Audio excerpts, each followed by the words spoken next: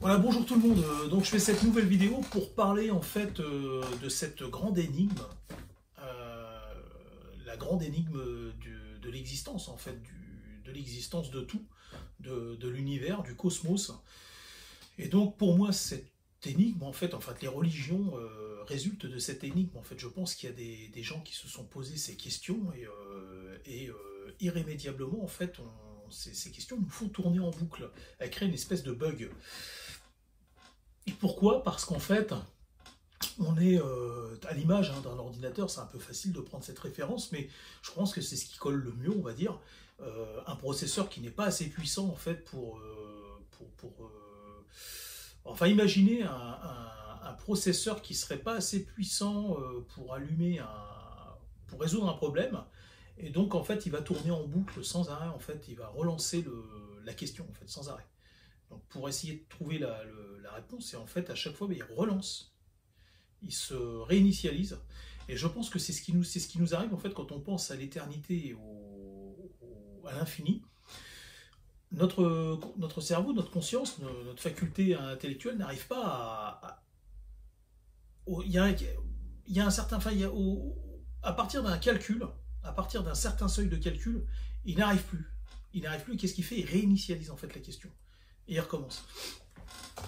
Et je pense, comme on est des êtres, en partie en tout cas, issus de ce monde biologique, alors on répond à un protocole. Et dans cette réinitialisation en fait, de ce processeur qui ne serait pas assez puissant en fait, avec une petite programmation, en fait, on va imaginer en fait un papa, une figure paternelle. Or, ça peut être une figure maternelle, hein, mais comme les sociétés humaines, à l'époque où elles ont commencé à se poser ces questions, étaient patriarcales, et c'est encore le cas malheureusement, parce que normalement, on doit pas. Enfin, moi, je suis pas pour. Je suis pas un féministe, attention, hein. Attention, je suis pas un féministe. Moi, je suis pour les féministes, c'est-à-dire que c'est quelqu'un qui est pour les femmes. Moi, je suis pour l'égalité des deux. Je suis ni féministe, ni masculiniste. Moi, je suis pour l'égalité des deux sexes, en fait. Voilà, mais je suis pas plus pour l'un que pour l'autre. Mais au moment où on s'est posé ces questions, l'humanité était majoritairement, quasiment matriarcale. Donc, c'était le papa. Donc, quand cette question, on se la pose et qu'on bug, on réinitialise.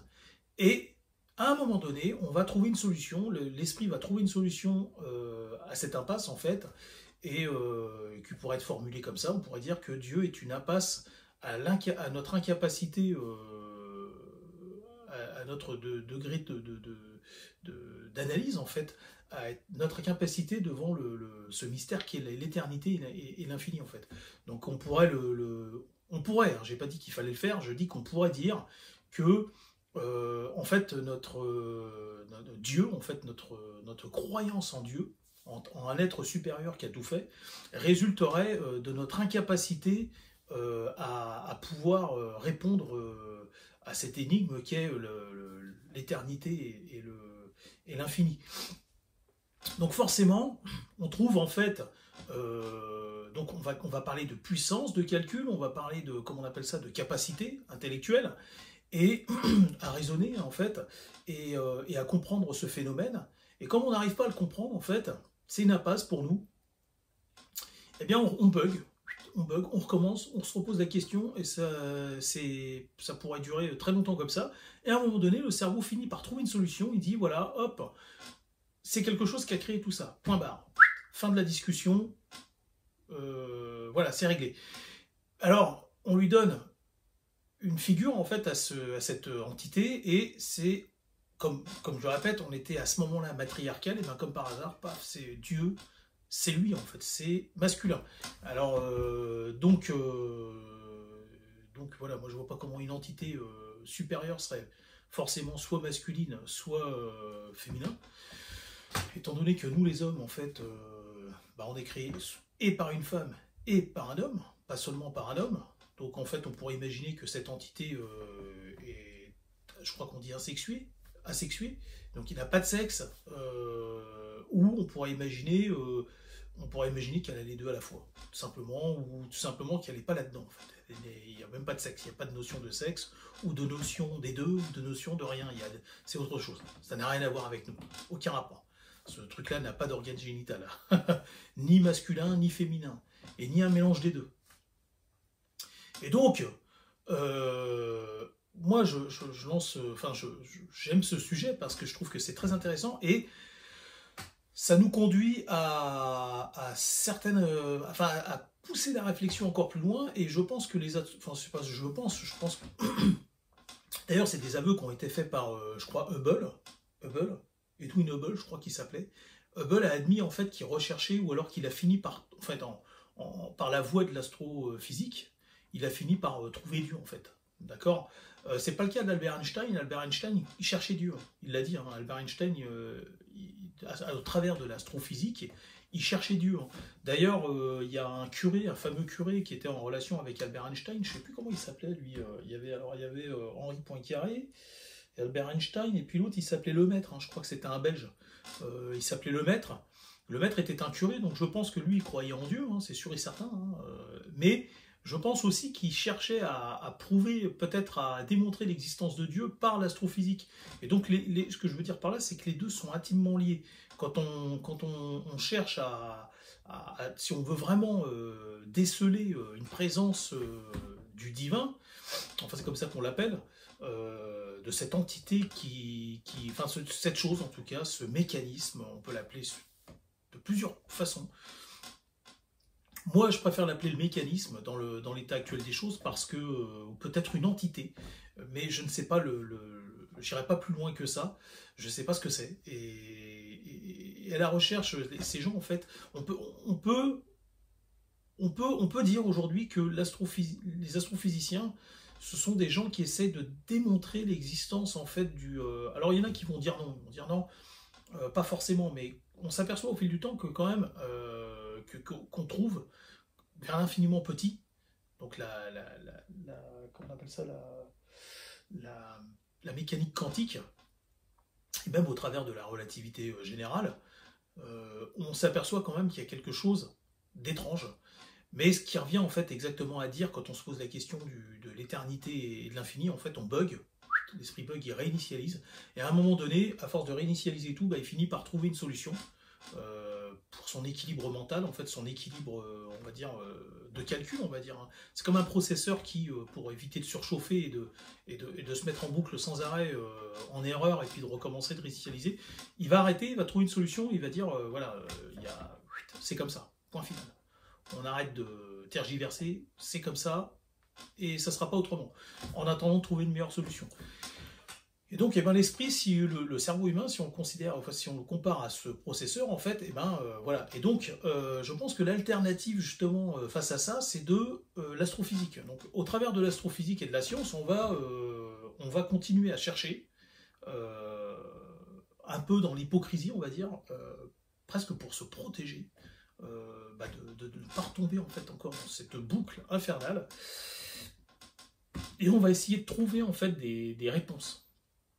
En cherchant le pourquoi du comment au travers de sujets que je vais aborder dans une autre vidéo, juste après, sur le temps, l'origine du temps et son existence, la gravité, et aussi le temps, la gravité et la vitesse.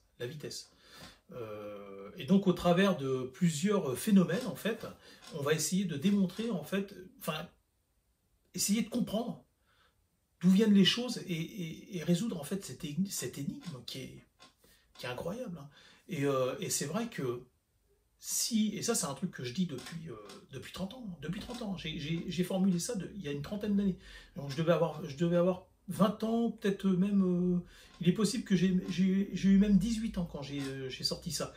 Je disais que dans les pires films, enfin dans les films, quand on nous parle de Merlin l'Enchanteur, on dit oui, Merlin l'Enchanteur, il est capable de tout, en fait, de sortir une bouteille de vin de son chapeau, il est capable de sortir même il est capable de disparaître derrière un pilier, même derrière une feuille de papier, j'en sais rien, s'il fait des trucs, c'est de la magie à l'état pur, quoi. Il est capable de faire des... Mais si on demandait à Merlin l'Enchanteur, si aujourd'hui Merlin l'Enchanteur était dans la pièce, là, avec moi, et je lui disais à Merlin, bon d'accord, t'as vu toutes ces tours de magie que t'arrives à faire, t'arrives à sortir de ta manche un lapin, t'arrives à sortir de ton manteau, tu peux sortir une voiture, un car carrément, je sais pas, le truc qui sortirait nulle part derrière le... C'est comme si de derrière mon fauteuil, là, il y avait un dinosaure qui sortait, vous voyez ce que je veux dire? Alors c'est pas possible, il n'y a pas d'espace derrière, donc j'arrive à le faire sortir de là. Vous voyez, comme à ouvrir les portes d'une autre dimension. Mais si je demandais à ce magicien, à Merlin l'Enchanteur, de me créer un espace qui n'a ni début, qui n'a jamais commencé, et qui pourtant a toujours été, et qui ne se finira jamais, et un espace infini de façon isotrope, alors Merlin l'Enchanteur, en fait, il n'en serait absolument pas capable. C'est au-delà de tout. Il n'en serait pas capable. Il ne serait pas capable de faire ça, Merlin l'Enchanteur, ou même le pire des... c'est Merlin l'Enchanteur, le plus grand des magiciens, hein, que je sache. Il n'en serait pas capable. Donc il serait capable de me faire des trucs, comme je vous ai dit avant.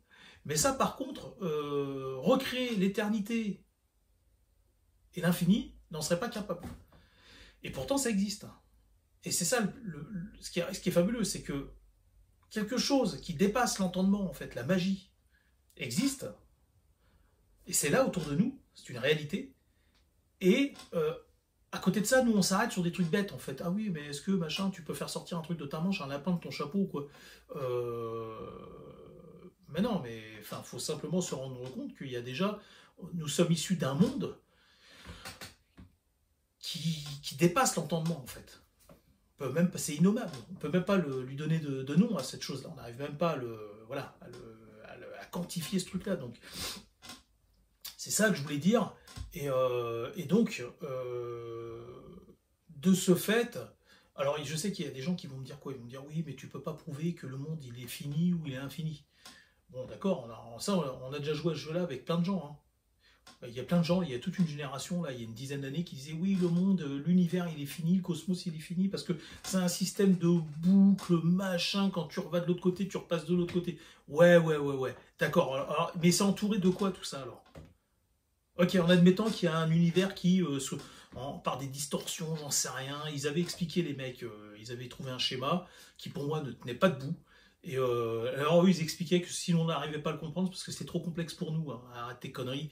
Ce schéma, en fait, même en admettant que l'univers, en fait, à chaque fois que tu ailles vers l'infini, en fait, tu retournes automatiquement d'où tu viens. Donc, en fait, un truc finalement infini. Et forcément, il est contenu dans quelque chose. Il est forcément contenu dans quelque chose. Alors, ils vont me dire, mais oui, mais c'est ça, le contenant est en même temps le contenu. C'est ce qu'ils essaient de vous expliquer, que le contenant est en même temps le contenu. Oui, d'accord. Alors on peut imaginer quelque chose qui est à la fois le contenant et le contenu. Mais, et ça je pourrais le démontrer sur l'autre vidéo, vous allez voir. Regardez la vidéo qui va après, vous allez comprendre qu'effectivement il peut exister deux choses. Par exemple, on peut le démontrer avec le verre à moitié plein et à moitié vide. On va mettre un verre à moitié vide et à moitié plein, et pour une partie de la population il sera à moitié vide, et pour une autre partie il sera à moitié plein. Et ben, les deux auront raison, en fait. Effectivement, il est à moitié plein et à moitié vide. Et donc, on peut dire que le contenant est aussi le contenu, mais même si le contenant est le contenu, il faudrait qu'on nous explique comment. Parce que ça, tout le monde l'imagine, en fait. Je pense qu'il y a des millions de personnes qui l'ont imaginé, ça, qu'on vivait dans un univers qui était à la fois le contenant et le contenu. Mais alors, comment on l'explique? On l'explique comment? Cette boucle. Et cette chose est forcément... Elle a un début, elle a commencé. Et quand elle a commencé, quand elle a pris forme, et c'est là que cette théorie ne tient pas, en fait. Quand cette chose a pris forme, elle a pris dans quel espace? Parce que pour qu'une chose puisse commencer à exister, même en claquant des doigts, il faut qu'il y ait eu quelque chose, un réceptacle, en fait. Donc, le contenant était là avant le contenu. Enfin bref, écoutez, je fais une autre vidéo juste après qui va de pair avec celle-là.